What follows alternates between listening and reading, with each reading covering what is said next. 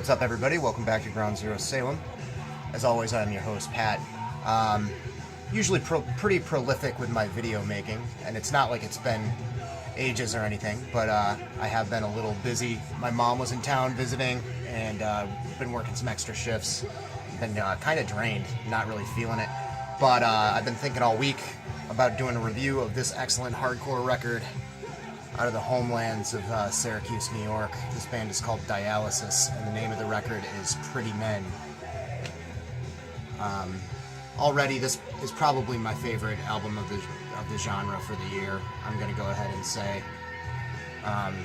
just to show you the cover art there, we got this great, wild, psychedelic kind of comic book pop art thing going on there.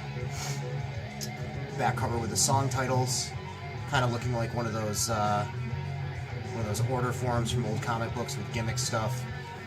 This came out on Hex Records, which is the vocalist of this band's imprint. His name's Ryan.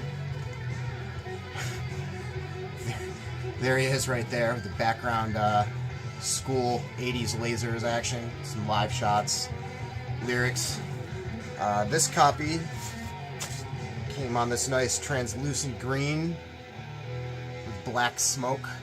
Center labels there. More kind of weirdness, pop art stuff. I'm going to get to the music in a minute. I'm actually going to play this in the background, I think, while I talk about it. Currently playing is Shock Paris, great Cleveland heavy metal. We can listen to that another time. We throw on this Dialysis record. Un momento. And we're back. So, as you can hear in the background, we've got some interesting stuff going on. This band combines a lot of interesting influences, a lot of which kind of seem like they're rooted in the 90s to me, but nothing sounding like anything directly from that era. There's saxophone, as you may be able to hear in the background. I'm not sure if it's loud enough. There's saxophone, a lot of noisy bashed chords that are kind of reminiscent of a lot of kind of noisy metallic sort of 90s hardcore, like bands like Dead Guy. And while those heavier moments are almost like a bomb going off, the shrapnel that rips you apart are the fast parts, which range from kind of fast hardcore and often bursts of tremolo, picky, kind of death metal grind kind of stuff. A lot of kind of an early earache sort of feel. There's a lot of variation on this. It's a dense bunch of songs, despite the fact that there's only about maybe 20 to 25 minutes worth of music on this. It definitely covers a lot of ground. There's a lot of stuff to dig into, a lot of new stuff you hear with each repeated listen, and there's been many for me so far of this excellent LP. Standout songs being the title track here, Pretty Men, which opens with this noisy, jazzy, kind of just mess with the drummer in particular has a really good sort of loose, fill-ridden, jazzy kind of feel, but he also goes into blasts and tight punk beats incredibly well. I also should mention, before I go any further, that this band is a three-piece. There is no bassist. Despite that, the recording and the sound of the music sounds really good. It's very full. And I actually think that the three-piece, as it is, with the vocalist / occasional saxophone player, drummer, and guitarist, really works for their sound. John, the guitarist, who is a guy that I've known for quite some time, really does so much with his varying styles of guitar that I think the lack of bass just brings out more of his creativity in it. The first song, Pretty Men, kind of covers all the ground of the styles that they kind of merge together. There's some fast thrashing stuff. There's this weird kind of lurching angular chord progression that sounds almost like something noisy from the 90s.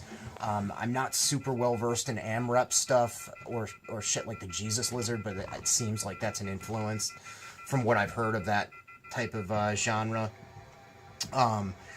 Then, you have songs like, there's a instrumental on here called Colony Collapse, which is almost got some kind of interesting tribal drumming. At points all over the record, they kind of have a almost sort of an industrial feel, sort of that AMREP sort of thing going on. And there's total thrashers too, like Quest for Infinity, Headlines in Red.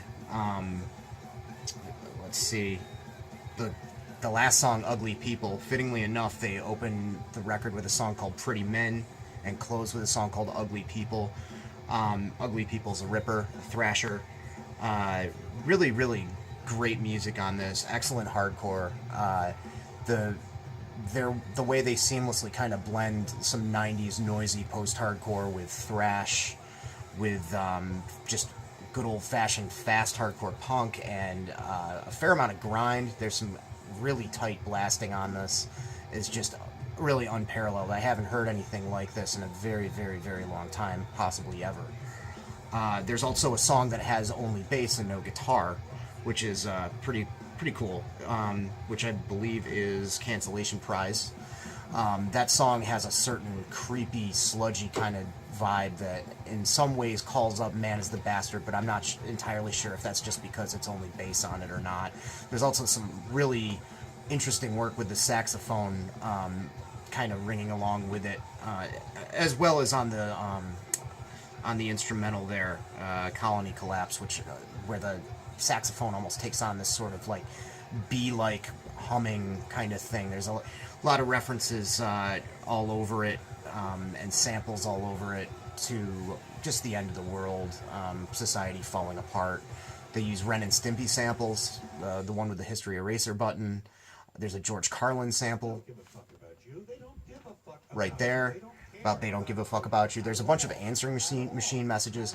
Still, it doesn't feel like it's completely embedded with sound clips, kind of like a Spaz, if you're familiar with Spaz sort of thing.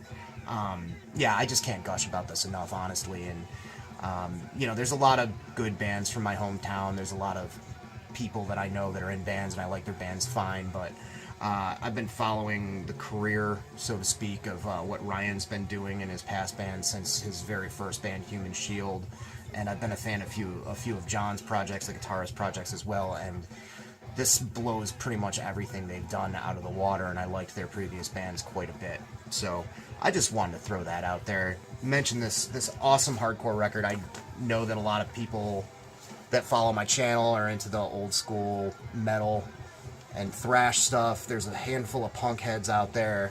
I think Mike Seatown, if he happens to be watching this, might really dig this record.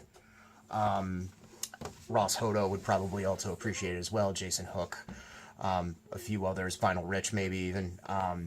The best way I can put it in a nutshell is I remember when bands like Coalesce and Dead Guy and bands of that ilk started happening in the 90s, and I was much more in a thrashy frame of mind at the time. I was more, at the time myself, into early 80s hardcore, crust punk, you know, a handful of crossover and metal bands like Creator and the Accused, and I liked the noisy bashingness and the heaviness and the fact that it was a little bit more artistic and a little less knuckle-dragging tough guy.